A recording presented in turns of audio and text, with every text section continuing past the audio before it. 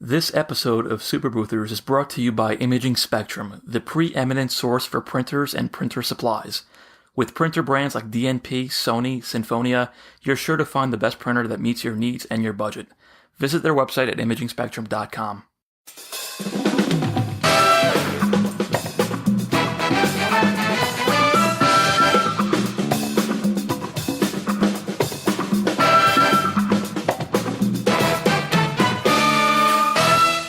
Hello and welcome to Super Boothers. My name is Ryan. And I'm Ismail.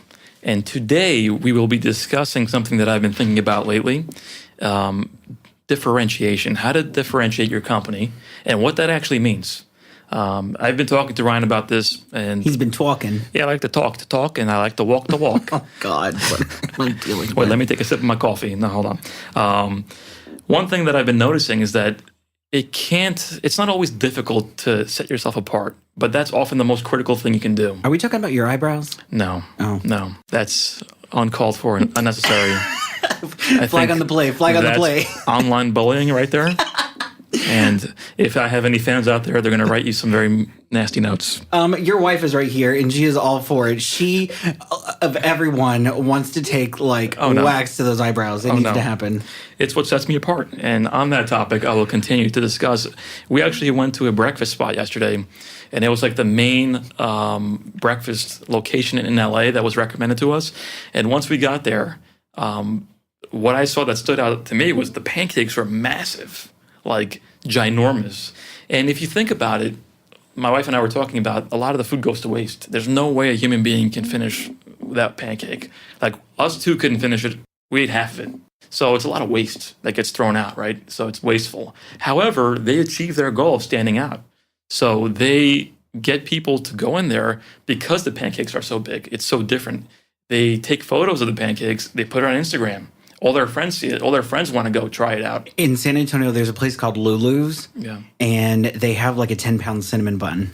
I've seen also in New York City, like famous dessert spots with a sundae so massive. When I saw the photo, I'm like, there's no way you can eat all that. There's just no way. But people want to go there because it's different. You don't challenge America to eat whatever they can. They will take you up on that offer. Yeah. But it's even those food challenges, right? So I thought Have you done Cinnamon Challenge? That's old, man. You're showing your age. You're showing your age. Oh my God, no. I can go further back, but... So how do you apply that concept to your photo booth business? It's something that a lot of the successful companies out there say, set yourself apart, set yourself apart. How do you actually do that? What does that mean? This is the thing is, there's a big difference between like your logo and what your brand is. Those are two separate things. A lot of people think like, the golden arches of the M, which that's another episode, but the golden arches of the M, that's their brand and their logo. And it's kind of a little bit similar, but I think that's what people get a little bit confused with. Starwood Hotels, specifically Westin Hotel, whenever you go into the hotel, they all smell the same. They have these little scent machines, and they had a company create a white tea scent for them. So every Westin you go to, you walk in and it smells like white tea.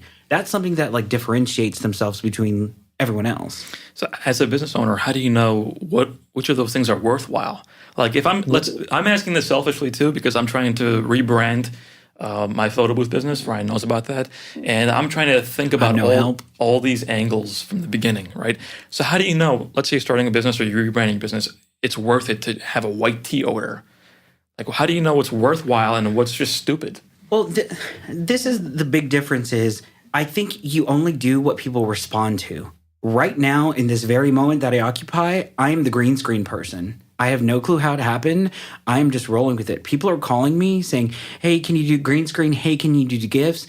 I have an amazing Stranger Things activation coming up soon in Vegas with... The Upside Down? Yeah, yes. I'm not going to say who No spoilers. I'm not going to say who my client is, but... No, but that's the thing is they sent a text message to one of my other clients and said, hey, do you know anyone that does green screen in Vegas? She goes, text him, he's your man. Next thing you know, I had like money within 10 minutes. I think we talked about this a couple episodes back. That's the thing is what differentiates me right now is I don't do printing. I don't do props. Everything that I do can roll up in a suitcase. I say, where would you like it? I throw it up, I take some pictures, and I leave. But how does that differentiate you from the client's point of view? Because I'm creating something that no one else is creating. It's the content that I'm creating that's different. The content that I'm creating is I'm doing a photo shoot I think this week. So by the time this episode comes out, I think the photos will be done. But anyways, whenever that comes out, I was working with my photographer and he was like, oh, let's do this place. We haven't shot there before. That's a genius thing. And that's what I tell all my clients is whatever I create for you, I'm not creating for anyone else. I won't replicate anything. There's no point in doing something twice like that. I want to separate like staying ahead of the curve and being on trend versus differentiating your company. Because I think a lot of people think, how do I differentiate myself? Oh, I'll just do the newest and coolest thing. And I think that there's a little bit of a difference there where unless your brand is about being ahead of the curve, that's your brand, you have to always be ahead of the curve. But for example, you're saying the content that you create, you have to pay attention to what people respond to is what you said, right? And I totally agree with that. So in the beginning, before all the social media hoopla, if you were a boother back in those days, you noticed when people took photos, they printed the strips, they took a photo and uploaded it to social media. Yeah. So the whole social media fad at the time was born out of seeing what people did and just totally reacting to it. Sure. But that doesn't differentiate you anymore because everyone has that. The point is to create shareable content. That's the name of the game right now. That's what's happening. Anyone can throw up a white backdrop and take a picture. That's fine. The big thing, that was another thing, is a client came to me a couple of weeks ago. She wanted like a Kardashian style booth. And what I mean by that is at Kim and Kanye's wedding, they did a white background, a black and white photo, which is not groundbreaking, and a little logo with 2 initials on the top left-hand corner. That's it. There's nothing groundbreaking about that. It's only because of who did it and who set a little trend for that. There's a difference between doing something that's on trend and something that's trendy. I think that's 2 completely different things. I think trendy is something that comes and goes super quickly. Something that is on trend means something that's pretty current, not exactly cheesy right now. Maybe it'll date you a little bit later on, but for the moment right now, no. I think right now, what everyone should be focusing on is creating special content for people to share. The slider booth is a big deal. The, confetti and the boomerang, that's a big deal. I think that it hasn't trickled down enough to where everyone in the United States has done it yet. I think the key thing is share. So what you just touched on, people may just equate that to social media. But if you go back to the example I just stated about the pancakes and the sundaes, it's really like powered by sharing. You have to have an experience or something that you offer that people see it and like, wow, I want to show this to my friends. That's what differentiates your company. That's what gets people to want to book your company over everyone else. This is the big difference right now. Is right now, kind of my focus is on the health and beauty industry. I have a client that has a med spa where people go in looking haggard and tired and depressed. Wow. Yes, they walk into this little machine. They do some cryo freezing, some waxing, some chemical peels, some yanking and stitching and stuffing and pulling and whatever. They come out a new person. They look amazing. I want people and they want people to share that photo of them. So what I'm doing is I'm nailing a photo booth to the wall in a med spa, and customers are coming in after they look all amazing, taking photos of themselves and sharing it. I want to look as good as her. I want to look like that. And the business wants that because they want the foot traffic from just like random people's friends. Yeah, I actually was talking to my wife about this yesterday while we were driving back from dinner. That she looked haggard? Not that she looked haggard. No. Dude, that was like 3 minutes ago. Come on. You can't pin that on me. Come on, man. But I think when people look at companies they admire, at people they admire, they harp on the fact that like, hey, I aspire to be like them. Let me do what they're doing. That is the opposite of differentiating yourself. Don't fall into the trap of copying. It's very tempting. And the other issue with that is if you're copying people ahead of you, you're never going to get to that point. You're never going to get to the point you want to get to because they're doing something different because they're at a different level now. And a lot of people fall into that trap where, let's say in the YouTube world, there's all these girls that you were talking about the health and beauty thing. There's all these young adults and people of all ages that want to be makeup YouTubers, Little right? marketing girls. So they just copy what the top people are doing. Sure. But that doesn't always work. No. Tyler Oakley has a book called Binge. And I don't know if you know, so the person that does his hair, you can follow him on Instagram. He's Kyle Krieger. Tyler Oakley helped Kyle Krieger become who Kyle Krieger is. So it's honing in on specific themes. The same thing goes with like back with our Instagram episode is taking themes that are most relevant to you, things that you enjoy doing. Because whatever you put out there is what's going to come back to you. So right now, I love doing green screen stuff because all I do is push a button and that's about it. My clients, they want this green screen thing. We're doing a microsite. We're doing analytics are like such a big deal right now. Like everyone was just, they need to know their numbers. I did a festival and we said, hey, we took this many pictures. All of them got shared and then some. Look at how many views they got. Advertisers and sponsors see that as gold as their product is getting out there for a fraction of what it would normally cost them. That's one thing that photo booth people don't know, the power that they have right now. In regards to marketing and data? Absolutely. We have the ability to do things rather cheaply that people have paid more money for historically. It's again comes back to mindset and psychology, right? So when you want to be a full-time photo booth business that's successful, you look at the other ones out there and you basically mimic them. And again, that is very hard to get out of that mindset. I think it's very difficult for some people. It's almost impossible because you see that that's what you want to be and you just do what you see them doing. But again, you have to look at it from a differentiation standpoint. That's the opposite of what you should be doing. And one thing I admire, like with Ryan's company, I love the name. And I think even in the naming, you see a lot of other photo booth companies out there that are very generic. It's photo this and fun that and smile this and prop this. Or it's just the same. It's just the same. And how likely are you to get booked when a client is looking for a vendor and 4 of them have the same words in their name and one of them is cool with urban events or there's LA photo party? It just stands out and it makes you more likely to get the client's attention. Well, I think that's the thing is whenever, and I do, you have to think of how you do things as a consumer. Whenever I'm shopping for something, if I'm really doing research, I'm going to go on like a little internet search binge, do little check-a-dates or whatever and little inquiry forms with people left and right.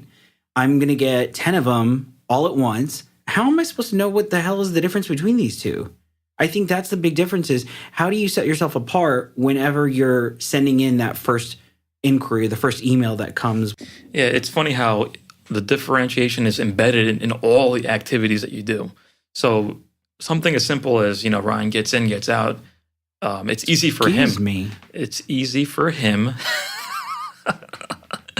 But it's also something from the customer's point of view where it's a seamless experience. So it's not only simple for you as the business owner. Simple for them. Yeah. And a lot of people that operate businesses make things more difficult than they need to be without realizing it. My selling style has always been, I will remove this from you. Let me do what I do. It'll be more amazing than you ever imagined. Just let me do my thing. And that's the thing that I think I can do just because, A, I've done it for so long, but also because I want to let the client know that I do this for a living and I'm not going to let them go wrong because then I screw up. I'm not going to do that to myself. So what I want to do is I want to make sure that their guest that's going to be there is getting a good experience and is going to create content that they want to share. I just did a wedding. I did an animated backdrop of fireworks. So we had fireworks going off in the back and they're doing an animated GIF with it. And then there's like fireworks going off everywhere. It was just the coolest image. That goes to something that what you were talking about is how can you create something that people can create on their phone? They can't create that on their phone. So we're still creating something that they still can't do on their own. That's something that, to be honest with you, I am also really thinking about now is how to set myself apart because I feel like it's too similar to what's out there. And that's really causing me to do the whole rebrand. You're basic. Yeah, I'm very basic. I mean, don't get me wrong. It's worked. I've gotten events. We're making money. We're doing well. But now you want to get to the next level. You have to look the part, right? So I guess what I'm curious from you, Ryan, is what do you do that differentiates yourself? Like, what are some things that you think sets your company apart? And not from your point of view to make your life easier, from the client's point of view. I do what I want. I solve the problem of whatever they have. I fix it that they didn't even know they have. Okay, so how does the client know that is what you offer? That's not something that they can get at first glance, right? They have to already be in an engaged conversation with you to get to that point. That's the thing is I think that whenever I put, one of the things that I do is I'm horrible at updating my website. It needs to be updated. I love my website. It is truthfully amazing. And I really think it's one of the... Don't be humble. No, I'm really not. I'm absolutely not going to be, because I've worked really hard for it. So I'm not going to apologize for it.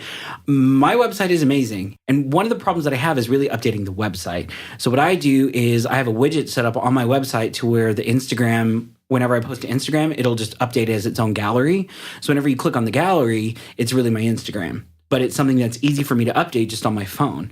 So recently what I've been doing is doing little videos, little marketing videos explaining what these activations are. So I'll do like a little video of like green screen and animated GIF. That way someone is speaking the same language whenever they call me.